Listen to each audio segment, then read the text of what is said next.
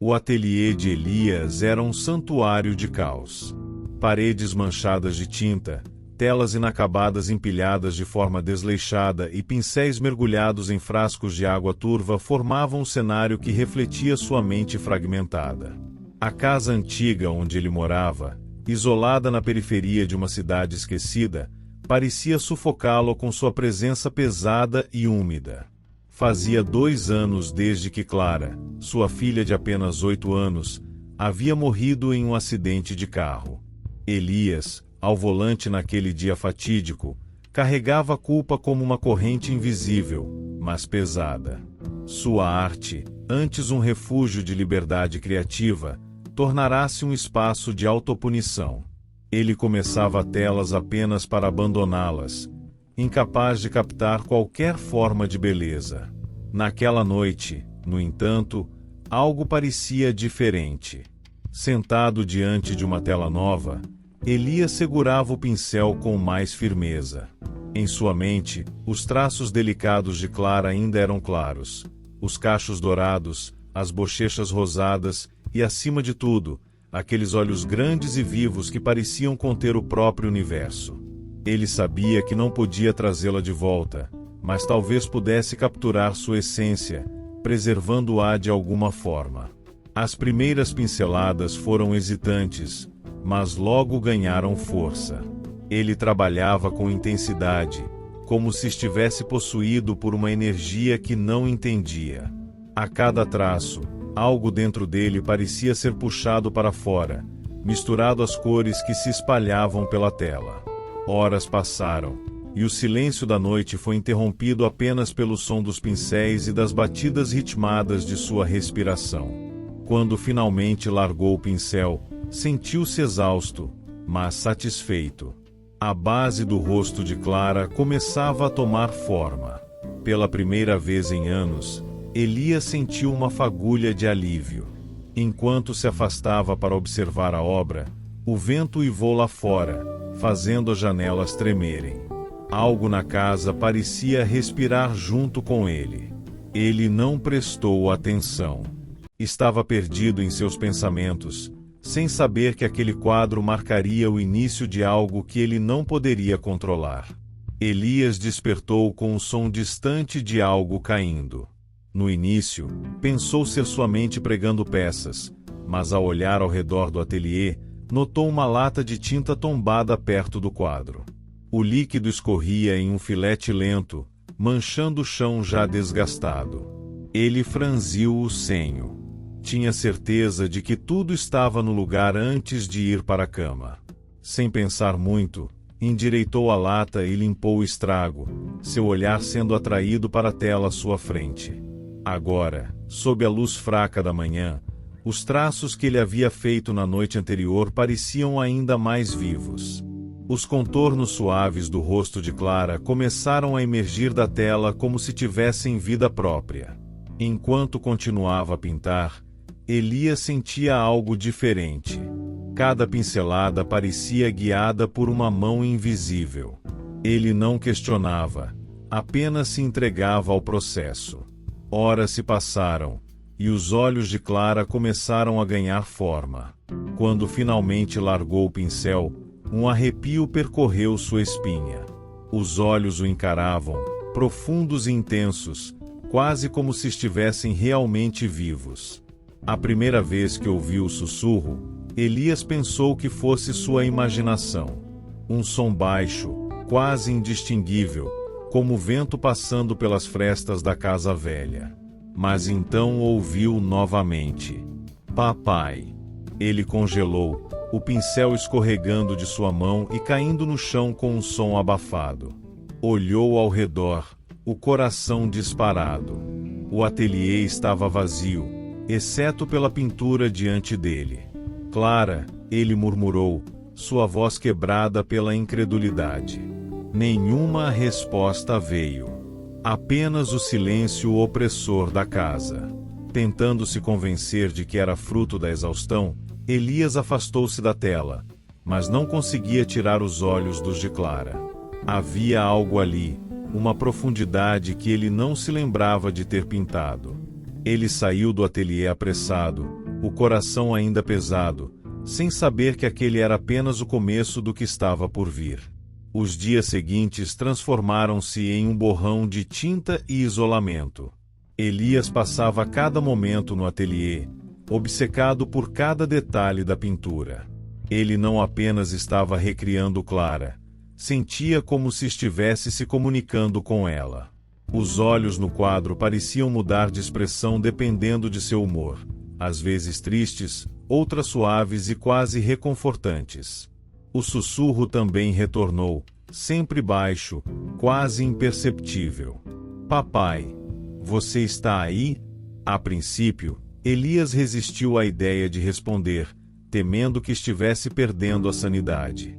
Mas na terceira noite, com o ateliê mergulhado na penumbra e ele sozinho diante da pintura, não conseguiu mais conter-se. Estou aqui, Clara, respondeu, sua voz fraca e hesitante. O silêncio que se seguiu foi esmagador, mas carregava uma promessa. Ele começou a sentir a presença de Clara pela casa, passos leves no andar de cima, um riso distante que parecia ecoar no corredor vazio. Elias não teve coragem de investigar, temendo que qualquer movimento brusco rompesse aquele frágil laço que acreditava ter criado.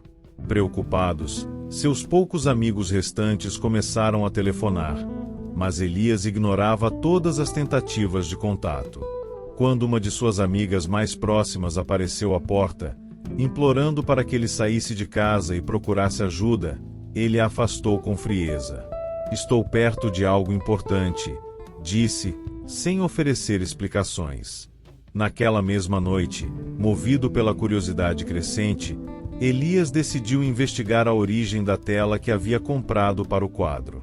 Ele lembrou-se do antiquário de onde a adquirira e vasculhou recibos antigos até encontrar o endereço. No dia seguinte, visitou o local e encontrou o proprietário, um homem idoso que parecia incomodado ao ouvir sobre a pintura.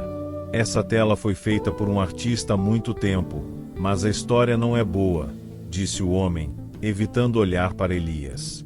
Ele mencionou que o artista original havia enlouquecido durante a criação de uma obra, desaparecendo misteriosamente. Alguns acreditam que ele aprisionava almas em seus quadros. Elias deveria ter ficado assustado, mas em vez disso, sentiu-se atraído ainda mais pela ideia. Talvez eu consiga libertá-la, pensou, convencendo-se de que estava destinado a terminar o quadro, custasse o que custasse. O vento forte batia nas janelas, e o ateliê parecia quase pulsar enquanto Elias dava as últimas pinceladas no quadro. Ele estava exausto, mas movido por uma força que não compreendia completamente. O rosto de Clara estava quase completo, cada detalhe meticulosamente recriado. Os olhos, em particular, pareciam vivos, tão reais que Elias evitava encará-los diretamente por muito tempo. Enquanto trabalhava, os sussurros tornaram-se mais nítidos. Não eram apenas palavras soltas, agora eram frases completas, pedidos e fragmentos de conversas. Clara parecia falar com ele como se estivesse presente na sala. Papai, não pare, termine. Finalmente, Elias segurou o pincel por mais um instante, hesitando antes de completar o quadro com o último traço. Quando a tinta tocou a tela, um ruído baixo e constante preencheu o ateliê, como um zumbido vindo das paredes. Ele se afastou, observando sua criação. A pintura parecia pulsar, quase respirando. Papai! A voz veio, agora alta e clara, preenchendo o espaço. Elias virou-se rapidamente. A sala estava vazia, mas o ar estava denso e pesado. Quando olhou novamente para o quadro, viu algo que fez seu coração disparar. Os olhos de Clara piscaram. Ele tropeçou para trás, incapaz de desviar o olhar. Então, ela começou a emergir. Primeiro, uma sombra que parecia projetar-se para fora da pintura, seguida por uma figura que lentamente tomou forma diante dele. Era Clara, mas havia algo errado. Seus movimentos eram hesitantes, quase mecânicos, e sua expressão, uma mistura de tristeza e raiva. Por que você me deixou? Sua voz ecoou, mas não havia doçura nela, apenas dor. Elias caiu de joelhos, lágrimas escorrendo por seu rosto. Eu sinto muito, Clara. Foi minha culpa. Eu não consegui protegê-la. A figura avançou, os olhos fixos nele. Você sabia que não deveria ter dirigido aquele dia. Eu pedi para ficarmos em casa, mas você não ouviu. A cada palavra, Elias era inundado por memórias do acidente. Ele viu Clara no banco de trás, ouviu o som do impacto e sentiu novamente a impotência de não conseguir salvá-la. Mas havia algo mais, imagens que ele não lembrava de ter vivido. Visões de Clara sozinha, chorando em momentos em que ele estava absorto em seu trabalho.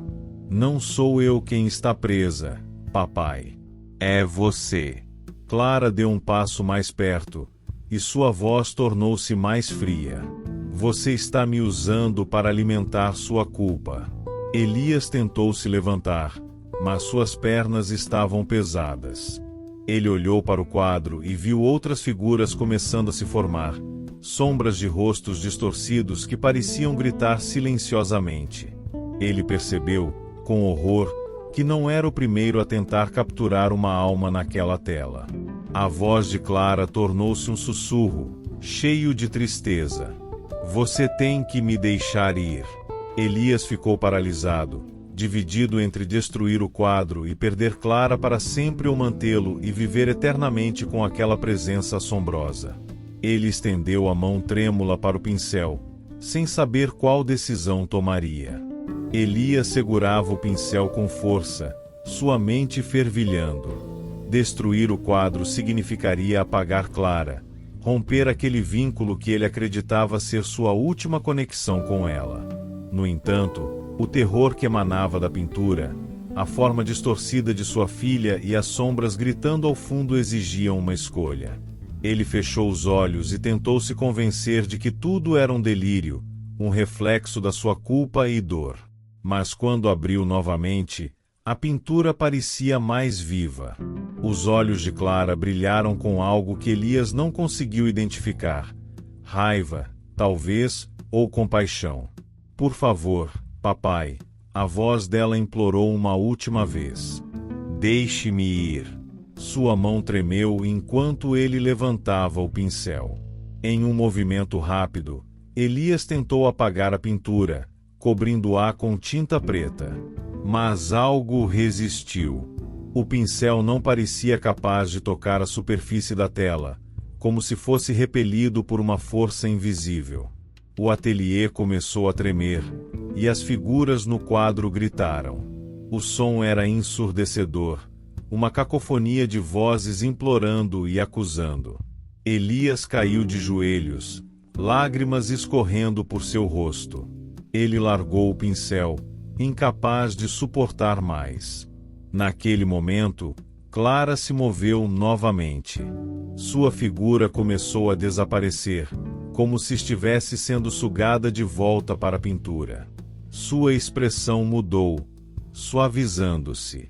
Você precisa se libertar, papai, disse ela, sua voz agora doce, como ele se lembrava. Com um último suspiro, Clara desapareceu por completo. O quadro voltou ao silêncio, mas algo havia mudado. Elias sentiu um vazio profundo, como se uma parte de sua alma tivesse sido arrancada. Ele percebeu, com horror, que agora era ele quem estava conectado à pintura. Sem forças para resistir, Elias desmaiou no chão do ateliê. Meses depois, o quadro foi encontrado por um colecionador. A obra era impressionante, quase hipnótica. Os olhos retratados pareciam vivos, observando cada movimento de quem se aproximava. O colecionador, encantado, pendurou em sua galeria particular. Na calada da noite, enquanto ele admirava sua nova aquisição, ouviu um leve sussurro vindo da pintura. Ele se aproximou, intrigado. Então, os olhos no quadro piscaram. Elias estava lá dentro, aprisionado para sempre em sua própria obra, condenado a observar o mundo passar sem nunca mais fazer parte dele. Júlio passou o dia revirando as caixas de Laura, empilhadas no canto do quarto. Era uma tarde chuvosa, e o som das gotas batendo contra as janelas parecia amplificar o silêncio da casa. Ele não sabia ao certo o que buscava. Talvez fosse apenas uma forma de se sentir mais próximo dela, mesmo meses após sua morte. Ao abrir uma caixa marcada com a palavra livros, encontrou algo inesperado. Entre as páginas de um romance de capa dura, havia uma folha de papel dobrada com cuidado. Júlio, curioso, desdobrou o papel. Reconheceu a caligrafia delicada de Laura imediatamente. As primeiras linhas o fizeram sorrir melancolicamente. Era uma carta que ela nunca terminara, cheia de palavras carinhosas, como se planejasse entregá-la em algum momento especial. Mas à medida que ele lia, o tom mudava drasticamente. Se você estiver lendo isso, preciso que me escute. Por favor, Júlio, jamais abra o porão. Por mais que você sinta vontade ou curiosidade, é algo que não deve ser feito. A frase final estava cortada, a tinta desbotada como se ela tivesse sido interrompida. O resto da página estava em branco. Júlio ficou imóvel, encarando as palavras. O porão? Ele nunca havia pensado muito sobre aquele cômodo.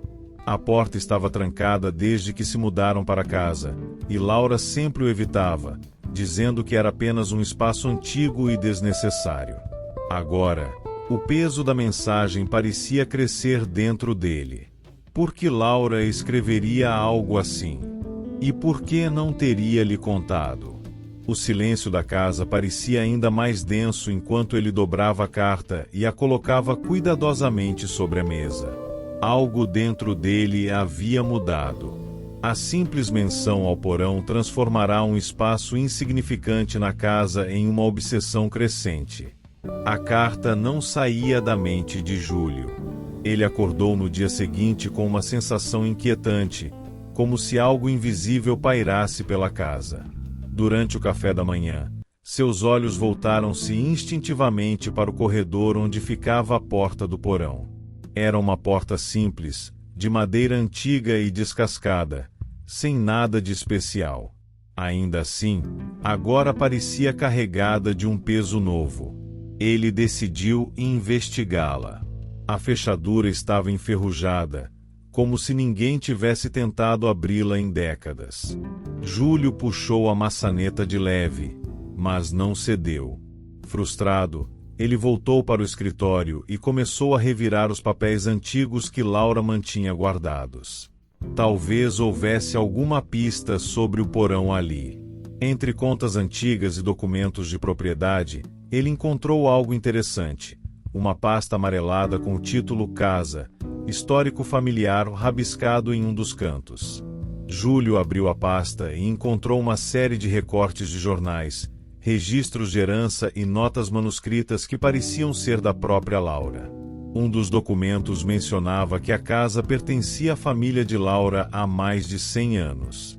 Havia notas vagas sobre reformas feitas pelos avós dela, mas algo parecia estranho. Uma anotação de Laura, em uma das margens de um documento, chamou sua atenção. Porão lacrado em 1972. Razões desconhecidas. Evitar abrir. Evitar abrir. Aquelas palavras ecoavam a mensagem da carta, mas não davam nenhuma explicação concreta. Ele passou as horas seguintes tentando montar o quebra-cabeça, mas os fragmentos não se conectavam. De volta ao corredor, ele encarou a porta do porão novamente. Dessa vez, sentiu algo diferente. Era como se estivesse sendo observado. Ele se aproximou, Tocou a maçaneta fria e sentiu um calafrio subir pela espinha. Júlio recuou instintivamente. Ele sabia que não poderia ignorar aquele mistério. Mas ao mesmo tempo, uma parte de si dizia que abrir aquela porta talvez fosse um erro irreversível. Na manhã seguinte, Júlio decidiu procurar Marta, a vizinha idosa que morava na casa ao lado. Ela era uma das poucas pessoas que conheciam Laura desde criança e, talvez, tivesse alguma informação que ajudasse a esclarecer a história do porão. A pequena casa de Marta tinha um ar acolhedor, com cortinas bordadas e o cheiro de chá fresco no ar. Ela recebeu Júlio com um sorriso frágil, mas seu rosto se tornou sério quando ele mencionou a carta e o porão. "Você encontrou a carta?" perguntou Marta, apertando a xícara entre as mãos trêmulas. "Sim, mas está incompleta. O que Laura estava tentando me dizer? Por que o porão está lacrado?" Júlio perguntou, tentando conter a impaciência. Marta desviou o olhar, como se estivesse escolhendo as palavras com cuidado. Após um momento de silêncio, ela respondeu: "Algumas coisas deveriam permanecer no passado, Júlio. Essa casa..." Ela parou, suspirando profundamente. A família da Laura sempre foi reservada. Seu avô, especialmente. Ele fez coisas que ninguém entendia. O porão. Sua voz falhou, e ela balançou a cabeça. "Não deveria ser aberto. Marta, preciso saber o que aconteceu." Laura sabia de algo e tentou me proteger. "Por quê?" Marta hesitou, mas finalmente continuou. "Dizem que o pai dela lacrou aquele porão depois de uma tragédia. Alguns rumores falam de sacrifícios, outros de loucura. Mas ninguém sabe ao certo. O que sei é que a família sempre evitou aquele lugar." As palavras de Marta só alimentaram a curiosidade de Júlio. Ela parecia genuinamente assustada, mas o que dizia não fazia sentido. Ele sentiu que havia mais do que ela estava disposta a revelar. "Esqueça o porão, Júlio", disse Marta, com uma firmeza incomum. "Você não quer o que está lá embaixo." Júlio agradeceu e se despediu, mas, enquanto caminhava de volta para casa, sua determinação só cresceu. Ele não podia aceitar as respostas vagas e supersticiosas de Marta. Se algo estava escondido no porão, ele precisava descobrir por conta própria. Naquela noite, o sono de Júlio foi tomado por pesadelos. Ele estava em um corredor escuro, a única fonte de luz vindo de uma porta semi-aberta. No sonho, ele sabia que era a porta do porão. Enquanto se aproximava, ouvia o som de passos suaves e uma respiração leve do outro lado. Quando finalmente tocava a maçaneta, uma mão fria agarrava seu pulso, e ele acordava com o coração disparado. A cada noite, os pesadelos se intensificavam. Eles não eram apenas assustadores, pareciam incrivelmente reais. Júlio começava a questionar se eram apenas sonhos ou algo mais. Durante o dia, sentia uma presença invisível pela casa. Pequenos detalhes o deixavam nervoso. Um quadro ligeiramente torto na parede, um som de passos leves no andar de baixo quando ele estava sozinho, e, o mais perturbador, a porta do porão parecia cada vez mais chamativa. Ele tentava se distrair, mas a imagem da carta e o aviso de Marta voltavam à sua mente. Laura parecia mais viva do que nunca em sua memória, e a necessidade de entender o que ela estava tentando proteger tornou-se insuportável. Uma noite, enquanto organizava documentos no escritório, ele encontrou algo que aumentou sua inquietação. Era uma fotografia antiga da casa, datada de décadas antes. Na imagem, a casa parecia quase idêntica, mas algo chamou sua atenção. O porão tinha uma janela, que não existia mais. Intrigado, Júlio pegou uma lanterna e foi até o lado de fora da casa. Ele inspecionou a base da estrutura, procurando a janela. Após minutos de busca, encontrou vestígios de tijolos novos, selando o espaço onde a abertura deveria estar. A descoberta foi um golpe na lógica. O porão não apenas fora trancado, mas lacrado deliberadamente. De volta à casa, ele sentou-se no sofá, segurando a lanterna com as mãos trêmulas. Era como se o mistério estivesse começando a cercá-lo, invadindo sua sanidade. A presença invisível parecia estar em todos os cantos, aguardando o momento certo. Enquanto olhava fixamente para a porta do porão, Júlio percebeu algo novo. A maçaneta estava levemente girada, como se alguém tivesse tentado abri-la. Na manhã seguinte, decidido a desvendar mais sobre o mistério, Júlio lembrou-se do sótão. Era o único espaço da casa que ele ainda não tinha explorado desde que Laura faleceu. Pegou uma lanterna, subiu a escada estreita e empurrou a tampa que dava acesso ao local empoeirado. O ar era pesado e abafado, com teias de aranha cobrindo os cantos. Pilhas de caixas, algumas seladas, estavam espalhadas pelo chão de madeira rangente. Ele começou a abrir as caixas uma por uma, esperando encontrar algo que conectasse Laura ao porão. Depois de uma hora de busca, Júlio encontrou um baú antigo de madeira com fechos de metal enferrujados. O interior estava cheio de papéis velhos e álbuns de fotos. Entre eles, havia outra carta. A caligrafia de Laura era inconfundível, e ele sentiu o coração acelerar. A segunda carta era mais longa e parecia escrita em um momento de intenso desespero.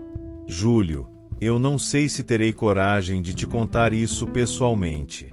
Há coisas sobre esta casa e minha família que me assombram há anos. O porão é o centro de tudo. Meu avô fez coisas terríveis aqui, coisas que ninguém nunca deveria saber. Por isso lacraram o porão. Por isso ele nunca pode ser aberto. Ela mencionava um segredo que sua família havia escondido por gerações, mas o tom da carta não era de clareza. Pelo contrário, ela parecia temer o que não sabia completamente. Logo abaixo da carta, havia fotografias em preto e branco. Uma delas chamou a atenção. Mostrava um grupo de crianças, incluindo Laura ainda jovem, posando em frente à casa. Mas havia algo estranho na imagem. Ao lado de Laura, um garoto parecia ser Júlio. Ele ficou confuso. Era impossível. Ele nunca estivera naquela casa antes de conhecer Laura, pelo menos não que ele se lembrasse. Mas a foto era inegável. O garoto era ele, ou alguém idêntico a ele. O chão do sótão rangeu sob seus pés enquanto ele processava a descoberta. Algo estava profundamente errado, e as perguntas em sua mente se multiplicaram. Ele desceu do sótão com a carta e as fotos, mais determinado do que nunca abrir o porão e confrontar o segredo que Laura tanto temia. Júlio passou o dia girando a chave do porão entre os dedos. Ele havia encontrado a chave em um antigo chaveiro no escritório, mas hesitava em usá-la. A carta de Laura, as advertências de Marta e as imagens perturbadoras do sótão ecoavam em sua mente. Mas a foto do garoto, o que parecia ser ele mesmo, era a peça que o fazia perder o controle. Ele precisava de respostas. Ao cair da noite, armado com uma lanterna e uma barra de ferro, Júlio desceu ao corredor. A casa estava em completo silêncio, exceto pelo render ocasional das tábuas sob seus pés. Quando parou em frente à porta do porão, hesitou por um momento. Uma sensação de que algo estava prestes a mudar para sempre tomou conta dele. Ele girou a chave. A fechadura, resistente e enferrujada, cedeu com um estalo alto.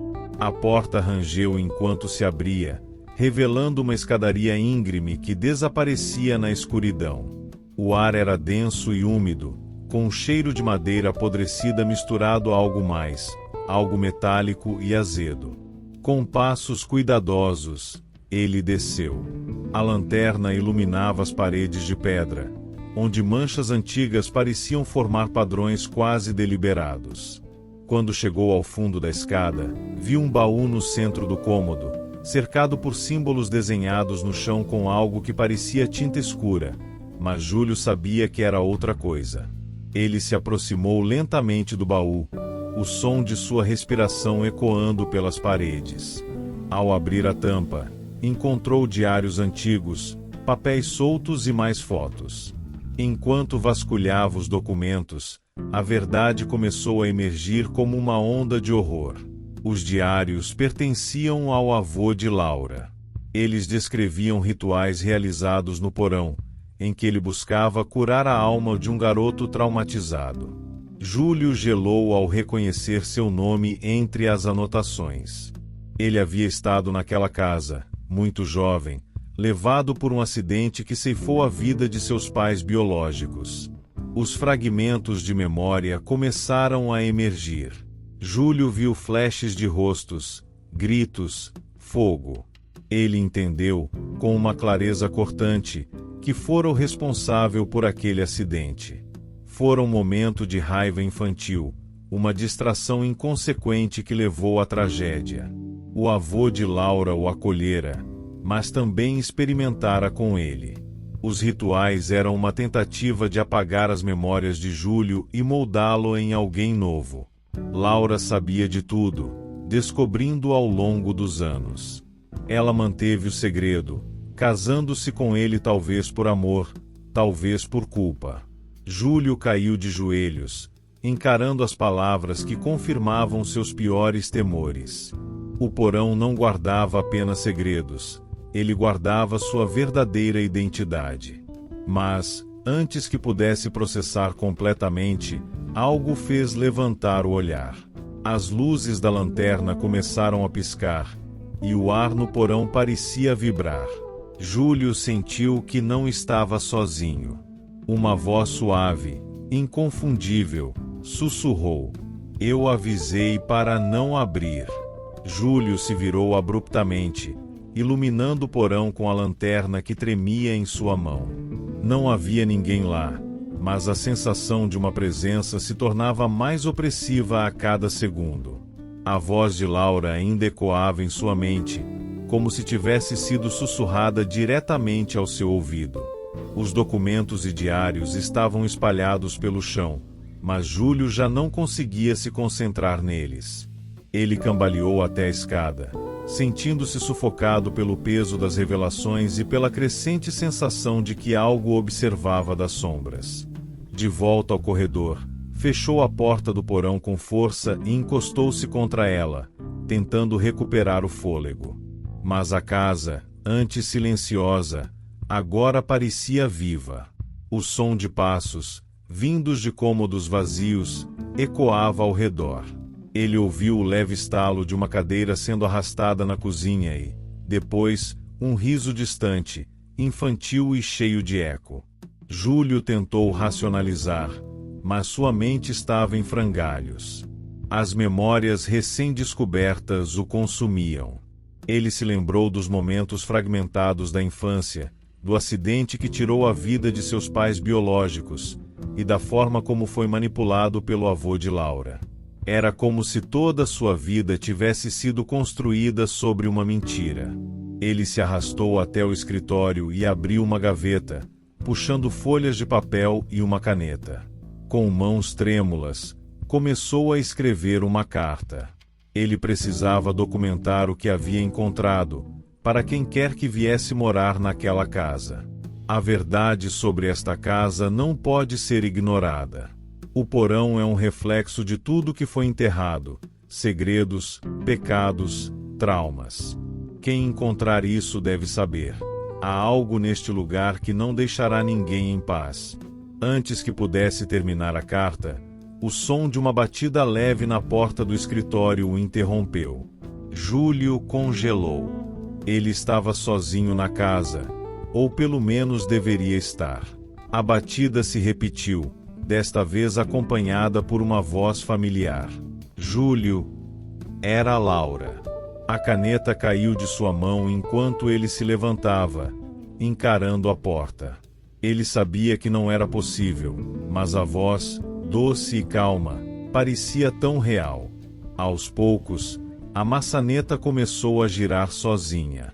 Júlio recuou até o canto do escritório, os olhos fixos na porta que se abria lentamente. O som das dobradiças rangendo parecia ecoar por toda a casa. No limiar, não havia ninguém, mas a presença era inegável. O ar ficou frio, e ele sentiu um arrepio percorrer sua espinha. A voz de Laura soou novamente, agora mais próxima. Você não deveria ter aberto o porão. O desespero tomou conta de Júlio. Ele saiu do escritório tropeçando, passando pelo corredor escuro em direção à sala de estar. No entanto, a casa parecia ter mudado. As sombras nas paredes se alongavam, se movendo como se fossem vivas. Ele ouviu passos atrás de si, mas, ao olhar por cima do ombro, não havia ninguém. A única luz vinha da porta do porão, que estava novamente entreaberta. Júlio sabia que a tinha fechado com força, mas agora o clarão fraco de uma luz amarelada escapava das profundezas. Não, murmurou, mas seus pés começaram a se mover por vontade própria. A cada passo em direção ao porão, o som de risadas infantis e sussurros indistinguíveis ficava mais alto. Ele tentou resistir, mas algo parecia atraí-lo, forçando-o a descer novamente. Quando chegou à base da escada, o baú estava aberto. No centro do cômodo, uma figura emergiu lentamente das sombras. Era Laura, ou algo que se parecia com ela. Seu rosto estava pálido, os olhos fixos em Júlio com uma mistura de tristeza e acusação. Você deveria ter me escutado, disse ela, com uma voz que era ao mesmo tempo reconfortante e aterrorizante. Júlio caiu de joelhos, incapaz de desviar o olhar. Sua mente, já fragmentada, começou a desmoronar. Ele percebeu, naquele instante, que não havia saída. A casa, o porão, as memórias reprimidas, tudo era parte de um ciclo do qual ele nunca escaparia. Enquanto a figura de Laura se aproximava, os sussurros se transformaram em gritos, e a luz da lanterna piscou até apagar. O último som que Júlio ouviu foi o estalo da porta do porão se fechando. Na manhã seguinte, o silêncio reinava na casa. De fora, tudo parecia normal. No entanto, a porta do porão estava novamente lacrada, como se jamais tivesse sido aberta. Sobre a mesa do escritório, a carta inacabada de Júlio repousava, com uma única frase escrita embaixo de sua assinatura. Isso não é o fim.